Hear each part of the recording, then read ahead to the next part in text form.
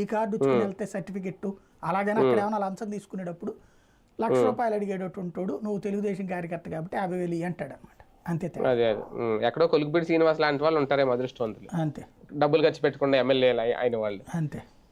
కానీ డేలా పడిపోతుంది సార్ కార్యకర్తలు కానీ రేపొద్దున జగన్ టీము, వైసీపీ టీము ఇంకా ఈ సభ్యత్వ నమోదు లేదు అనుకుంటా పోయేది ఏం లేదండి. వెళ్ళిపోరా? సభ్యత్వాల మీద ఎలా పడేవాడు ఎవడు ఉండడు, ఎవడు పట్టించుకోలేదు.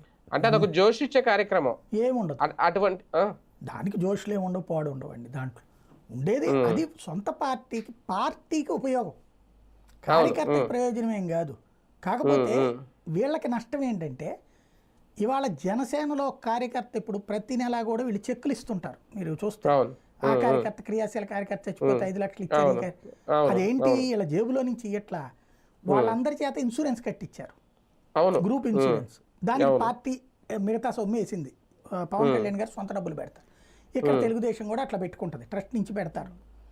ఎవరైనా చనిపోతే వాళ్ళకి ఆ డబ్బులు ఇప్పిస్తారు పరిహారం, ఒక 5 లక్షలు ఇట్లా డబ్బులు వస్తాయి. 5 లక్షలు ఆయన పెట్టారు కదా అప్పుడు కార్యకర్త భరోసా నిధి లోకేష్ అప్పుడు అట్లాగా ఇస్తారు. అదే కాకుండా తెలుగుదేశంలో అయితే కనుక ఎవరికైనా బాగా కష్టాల్లో ఉంటే లోకేష్కి తెలిస్తే ఆదుకుంటాం, ఇట్లాంటివి ఉంటాయి. ఇక్కడ ఈయన కష్టాలు తెలిస్తే ఆదుకుంటున్నాడు, అందులో డౌటే లేదు. ఇప్పుడు దీని పేరేంటి, ఇప్పుడు బాధ హాస్పిటల్ లేకపోతే ఈ గొడవలు అవుతున్న వాటిలో లీగల్ ఏర్పాట్లు చూసుకోవడం ఇవన్నీ చేస్తున్నారు. కానీ ఇన్సూరెన్స్